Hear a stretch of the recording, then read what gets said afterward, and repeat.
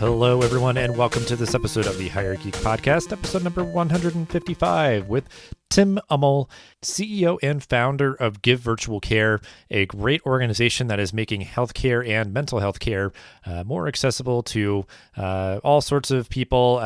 And for our sake, for this conversation, focusing in on college students who are in dire need of greater access and support for all the things that they go through while they are studying, both on campus and off. I really appreciate Tim's passion for this topic, and I've been so excited to get into this conversation for a while with someone who is working in this space. So definitely go check out what they are doing, and appreciate Tim so much for giving time for this conversation. So without further ado, let's get to it. Episode number 155 with Tim Ummel. This episode is brought to you by Kitcaster. Kitcaster books you on top podcasts. How do funded startup founders attract prospects and talent? Podcast interviews. How do entrepreneurs with exits find new deals? Podcast interviews. How do C-suite execs differentiate in crowded markets? Podcast interviews. Kitcaster books you on top podcasts. Click the link in the show notes for a special offer. Celebrate good conversation. Today on the podcast, we are exploring something that I've been very excited to get to. I've been trying to find someone good to talk to about it, is student health support in kind of the digital age, especially now as everything is becoming a lot more hybrid when it comes to student support and engagement. I really wanted to focus on how that is all sort of manifesting in student health, student wellness, both physically and mentally. So I'm super excited to get into this today. So without further ado, we will start out as we always do. Tim, if you want to introduce yourself and briefly go over your professional background and how you got to be where you are today. Thank you, Dustin. Happy to. My name is Tim Ummel. I am the founder and CEO of Give Virtual Care, and we are on a mission to provide to students, part-time, hourly, and 1099 employees across the country access to actual health care that can disrupt the efforts for them and their families, and how they actually can get access to doctors, prescription care, anxiety, depression, suicidal tendency, counselor care, all through one app that's live in the Apple and the Android store. I got here after being in the technology, sports, and golf industry for the past 26 years. And when I got sent home, like the rest of us, March of 2020, and got thinking about, in my past and my background in the world of golf, how would all these employees that work at golf courses across the country, how are they going to see a doctor if they all got sent home? So that was just kind of the pondering question. And that first 3 months of quarantine, I just kept feeling a challenge and a tug on my own personal life. I have a daughter who's a junior in college, a son who's a senior in high school. And as the weeks and months started to add up of quarantine, and them not being around their friends, them not being on a college campus, them not being interacting, I could see the difference it was making in my own kids. So it sounds a little sappy, but felt there's a mission on my own heart to go, I got to do something, not complain about it. So we set out to build it. And our whole goal was, can we provide this to the 35.4 million Americans that are fully employed across our country and yet do not have access because they do not qualify for traditional insurance? And then the second category being students on campuses, because as we realized, 9 out of 10 campuses in our country today that do have a physical health center closed at 5 o'clock every day and are closed on the weekends. And our thesis was, but a student doesn't choose when they're depressed. A student doesn't choose when they have a sore throat. A student doesn't choose when they have an upset stomach. And yet they're away from home and they need a solution. So we are here to provide that solution as Give Virtual Care. Great. Yeah. I mean, that is, again, just sort of an aspect of all of this that I'm sure maybe some people are overlooking, and maybe even only really thinking of mental health support for students. But there's a whole list of other things day to day that kind of keep the world turning, of us staying well and working on getting over upset tummies and stuff like that. Because it's even just that simple of like seeing a medical professional, them going over even through telehealth, kind of your symptoms and, allergies and those sort of things. And, there can be a pretty straightforward solution there of getting prescribed different medication and all of that. But in lieu of it, they just kind of have to ride it out and miss class or do, get behind on, everything else that they need to do. So, I think that's really great. And I guess if you want to mean, I think you talked a little bit about this. If you want to kind of add any color, I guess, to what you already mentioned, but like what Give Virtual Care kind of does, because I guess my impression is maybe that it's kind of augmenting, the services to an extent of a student health center, but seems like it might be even a little bit more than that. No, happy to. I would answer it 3 ways. First, if we think about how we all grew up, I call it Dr. Mom effect. Our moms knew when we were little, 5 or 6 years of age, that we rubbed our ear and we knew that Johnny had a earache. But the only choice back then was to leave work or leave school, leave wherever you were, go pick up Johnny from daycare, who's now irritated, drive him to a doctor's appointment if you could get one, sit in a room with everybody that is hacking, coughing, and sneezing. This is well before anything that had to do with COVID. Sit there while he's irritated for about an hour to finally get your name called, go back into a little room, thinking that you finally get to see a doctor, only to wait another 20 to 25 minutes for a person in a white coat to come in and go, oh, Johnny has an earache. Here's a piece of white paper and go get your antibiotic. Well, that was the way we all grew up. And what was sad is it's 2022, and that's still the solution. And if you're a student, you don't have time to your point, Dustin, skip class, be on spring break in a different city and wonder what to do, go home and not feeling great and having been back to the regular doctor, have a concern about being around other people that may also be sick because I'm symptomatic and I don't want to have that effect. All of those things were adding up, and in our thought process was, this is insane. We've done the same thing for 100 years. We now have the one thing that we know everybody owns. They may not have a laptop, they may not have a desktop or even a computer, but everyone has a smartphone in their pocket, and they do one important thing. They always pay for it because it's their lifeline to the world. So if there's no friction to get to the student, there's no friction to get to the employee, why in the world are we not saying, stay in your dorm, stay in your apartment, stay in your car, stay on the train going into the city, and talk to a doctor? So the app that we built, to your second point, Dustin, was this. You simply open it up. You can talk to a doctor now. Our average callback time is 12 to 16 minutes. Again, from the comfort of your dorm, your apartment, wherever you may be. You could schedule it and say, I'm out of class today at 2:30. I'm going to schedule to talk to the doctor at 3 o'clock, and they'll call you right back. While you're on that call, because it's audio or visual, you can show the rash on your arm and say, doctor, I think I have poison ivy. Doctor says, actually, you have poison oak, so you need this antibiotic versus the other one. They can write a prescription, send it to your local pharmacy. We then have built inside of the app the discount code that have all these discount providers across the country say save up to 85% off on your prescriptions, but nobody has a single card on their body. And when you don't feel good, you don't think about it. So we built it right inside of the app. The third component, which is really dear to my heart, is called crisis care. You can talk to a crisis counselor once a day, 20 times a day, once a month, never, no cost to you whatsoever. And it's included. So that when you say, you know what, it's gray sky outside, I'm starting to feel depressed. Johnny broke up with me. I don't know why. Tommy's mad at his mom because she won't send more money for X, Y, or Z to college. Whatever that may be, you need somebody to talk to. But typically, you don't call your parents and you don't call your employer, but you don't know where to turn. And to get a mental health counseling appointment, the average wait time across our country today is 3 weeks. So we built this app. All of those things are included. And the most important thing, Dustin, is there are zero copays. It's $30 per month. All of it's included. For the person that signs up, they can add a spouse or life partner, and they can have up to 15 kids, are all covered for $30 a month with zero copays. And what we learned was the biggest inhibitor across our country for those that are uninsured today. And again, we're not insurance. We're a virtual healthcare membership.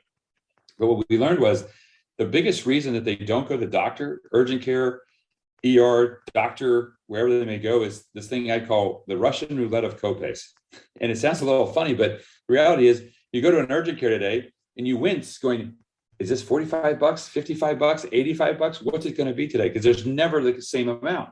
Well, the reason they don't go is that's their gas money for this week. That's their food money for this week. For a college student, that's real cash. And so they say, well, I'll just go self-medicate. I'll buy some Benadryl. I'll just figure it out. That's not a solution. And that's not a way to get healthy. And that's a big problem in our country today.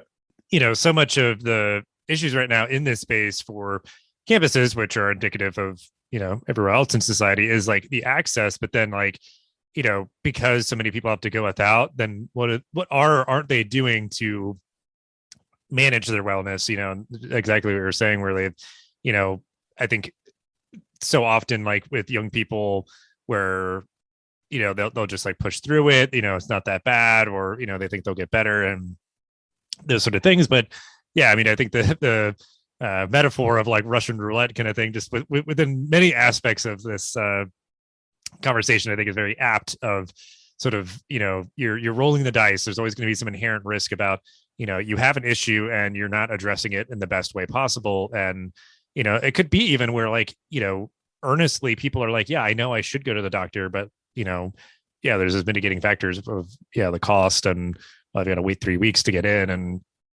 all of that, which, like, I've just started to lose a lot of patience for, like, these shortcomings of our sort of supposedly amazing healthcare system in this country. So, like, yeah, like you can create a platform and a system and like the more accessible kind of subscription model and everything of what you're doing. Like, it just sounds like it solves for many of the issues currently exist in this space. So I guess I'm curious, like, with everything that you list, because I mean, there's just obviously a lot of ways that this will sort of show up for a student in the way that they may be getting care. So I feel like it's a leading question, because I feel like I know maybe what you're going to say, but like, the broad challenges, for campuses right now in this wellness space, like I guess I'll just lay it out, but like, I imagine mental health is probably like predominant, like, where there's just a huge demand, and, like you said, like students would have to wait weeks to get care. So yeah, I guess just sort of like the trends of, like, the challenges, and you can expand on things that you've already mentioned, but more just what you see a lot of the demand for coming from students, and that it just seems like the campuses are sort of ill-equipped to be able to help. No, it's a great question, Dustin. And I'll try not to go on too long, because again, I came at this very first as a dad. I think sometimes when you try to solve a solution, especially with technology and a broader audience, and you come at it from a personal perspective and a personal use case, you have just a very deep and different impression to how you want to attack that. So as a dad, I looked at it and went, okay, wait a minute. I am paying every single month for my student to go to University X. It's a very large university. And I get these random, oh, by the way, we're assessing you X amount this month for a new library, a statue, a sidewalk, who knows what it may be, which is totally fine, but that doesn't do anything for my personal student. And as I looked at this and said, we just went through the most crazy 2 years of our entire history of our planet that no one would have ever predicted, but we're expecting someone who's 18, 19, 20 years old to just snap out of it, to just deal with it, to just go on with life. So I'll tell you the quick personal, Dustin. My daughter at this big university, she was a freshman in the fall of 2020. Again, great university, got into an amazing sorority, high on life, most outgoing girl you're ever going to meet, and just crushing it with grades, crushing it with friends. Big step, right? You're a freshman in college, you're in a dorm, you're on a floor.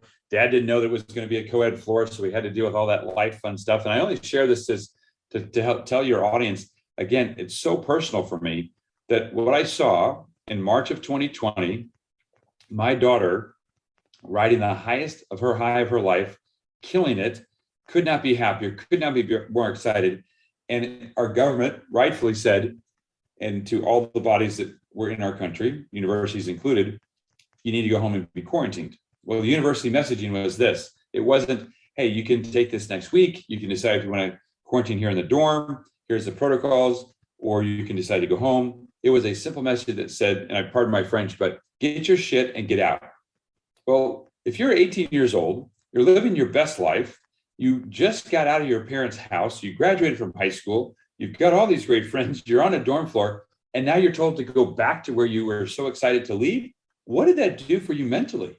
What does that do for your psyche? So to your point, Dustin, we're in a situation now where across our country, all of these campuses, and God bless them, they're doing the best they can, but most counselors are professors that are volunteering their time.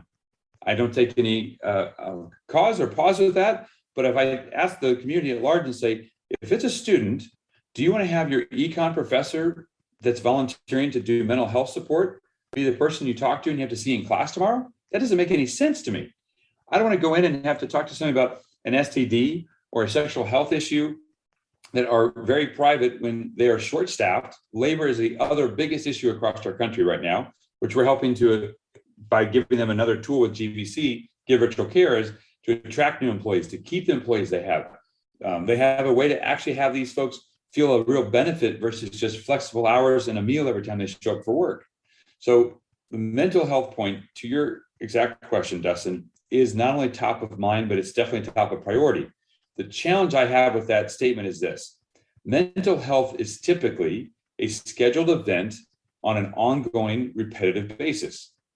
Again, I'm having trouble with my parents.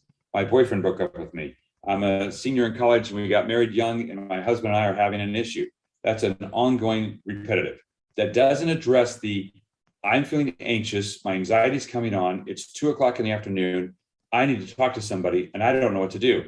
You don't have time to make an appointment and wait 3 weeks. That's where we're broken. That's where our country is beside itself. They don't understand that anxiety and depression are absolutely real issues. Why is suicide up 300% across our country? Because we don't give anybody an outlet. So inside of our app, you literally hit, it says contact counselor.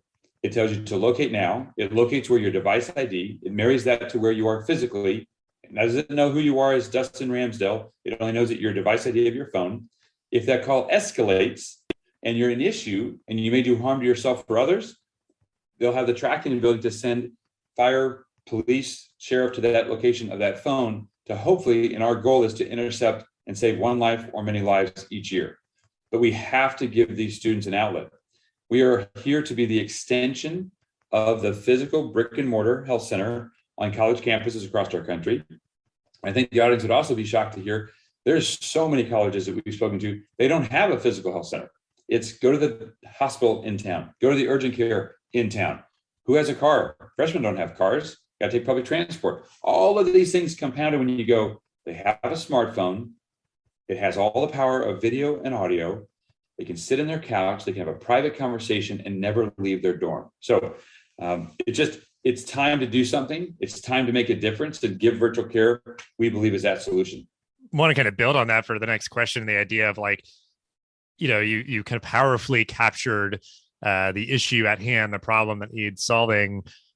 So, say you're working with a campus and they, have implemented everything, students are using this service, what are the impacts? Like, what's sort of the positive result when students are in this sort of ecosystem where they're able to get better access to on-demand care when they need it and everything? I'm imagining there's just, a couple of different things, but just like around, just kind of how the students are sort of experiencing campus life, whatever you'd want to kind of capture as the impacts of supporting their wellness. Yeah, I would say a twofold answer on that one, Dustin. And the first is, to be candid, there's a direct placebo effect.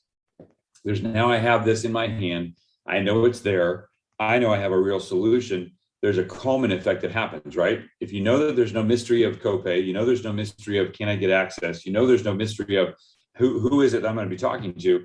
It's actually a professional counselor, licensed doctor, a physician, or an MD. That is a huge peace of mind component first, which helps to actually subside the anxiety. Number two is as we are starting to work with college campuses, and we're finding that great example, a student last week, it was a Friday, health center was closed. She utilized it because there was a flu bug going around. As we know that, let's put COVID aside, as we said earlier, and just simply go cough, cold, flu in the spring season happens. Now we're going to go into allergies. Now we're going to go, there's always something happening. She was literally able to stay on her couch. Doctor spoke with her within 12 minutes, did the pharmacy, got it on the campus center, and was able to be taken a Z-Pack by that, 3 hours later, and was done. Never left her apartment. Her two suite mates decided to go to the health center, and they sat in the doctor's office for 2 hours, waited another hour to get results in a script, had to drive across town to a different pharmacy. So all that stuff is just, again, it's archaic.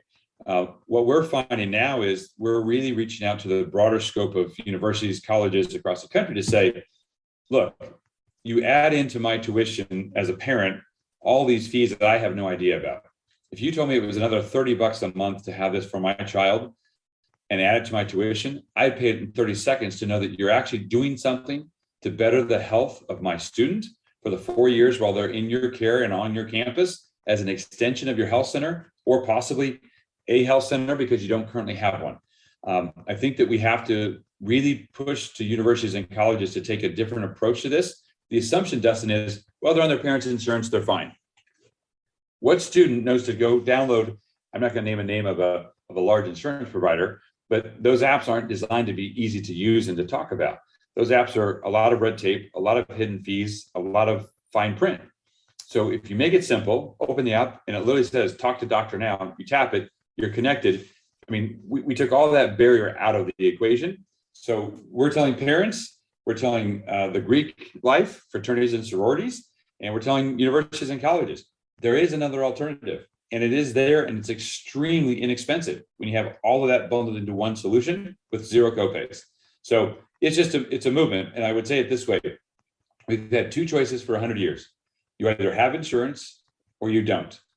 We're the third option. You now have a virtual healthcare app that's available in your palm of your hand to use at any time.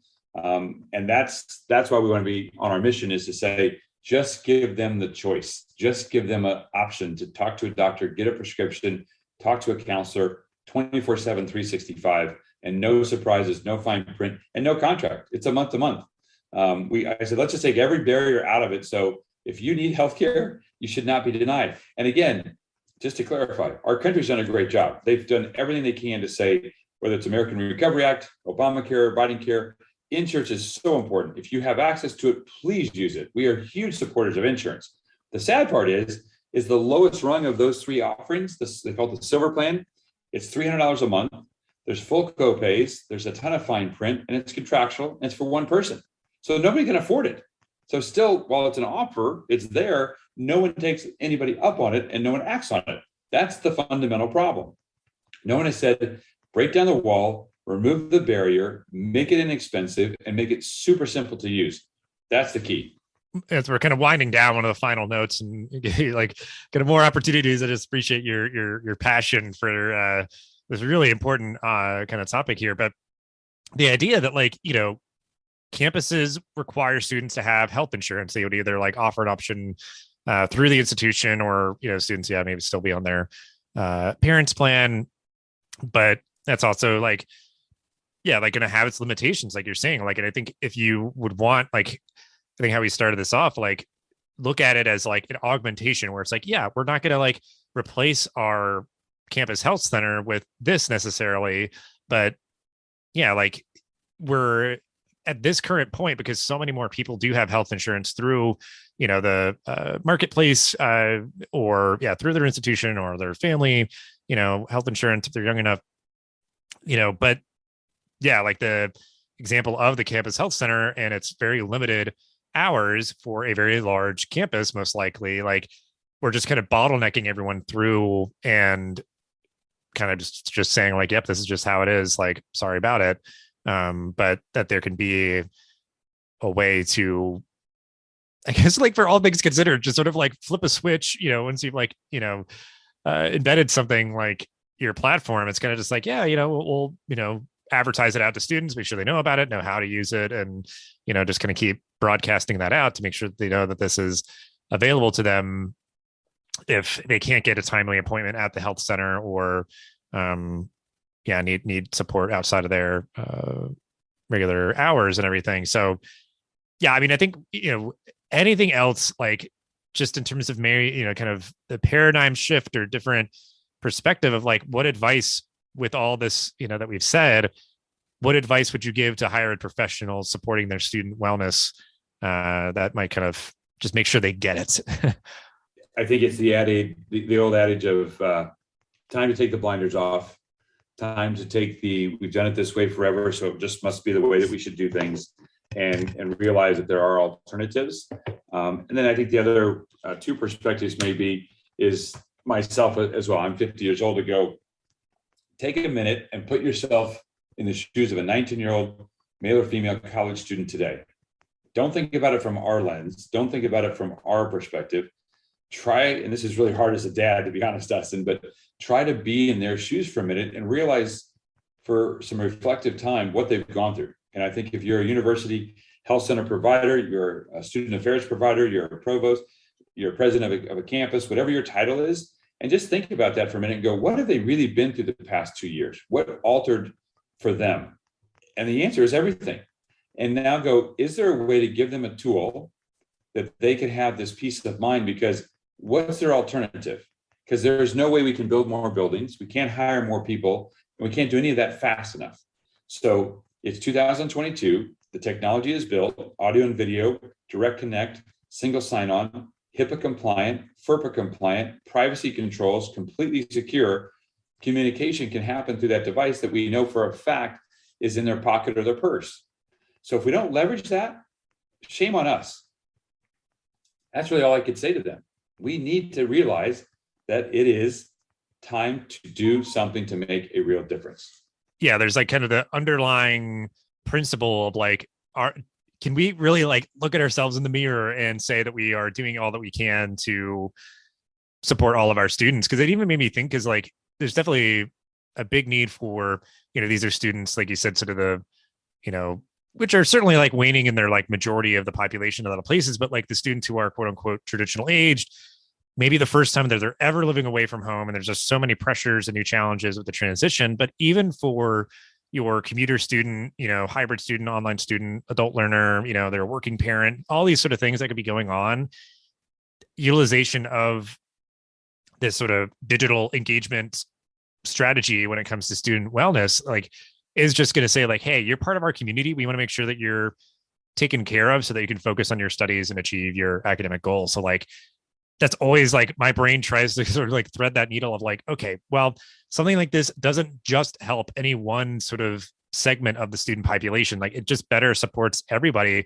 And I'm sure too, like the campus health center, like those colleagues, those professionals who are probably just so strapped, for so much of this with like kind of the hybrid approach, like they will be ideally utilized for what is going to be, best needing their in-person face-to-face attention, versus, things that could just be easily addressed, via telehealth or, any other way. So yeah, it's so great. And I'm so grateful that we've been able to explore the topic here for a bit, but yeah, so we have our final two questions we always like to ask quickly. If there's any resources that you want to give a tip of the hat to, your, stuff from your organization or others, books, podcast, articles, that we can put in the show notes. GiveVirtualCare.com is probably the simplest. That really means that our whole goal is, can we give a virtual healthcare solution to employees and students across the country?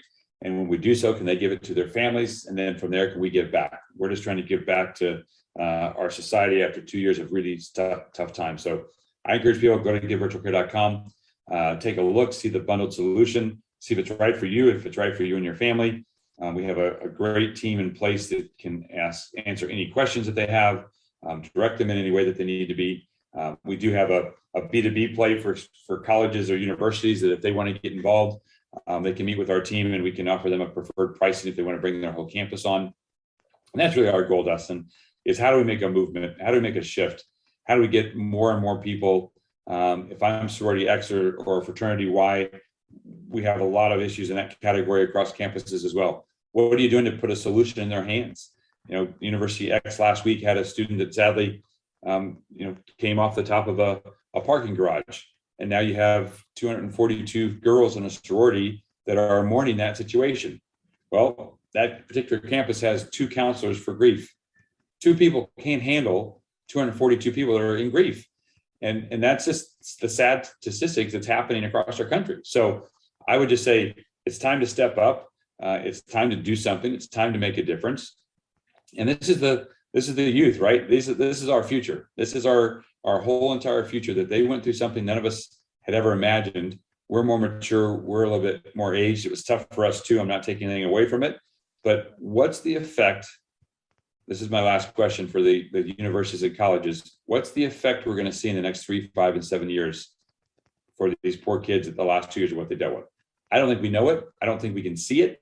And I think it's going to be a shock to a lot of folks if we don't step up and do something today.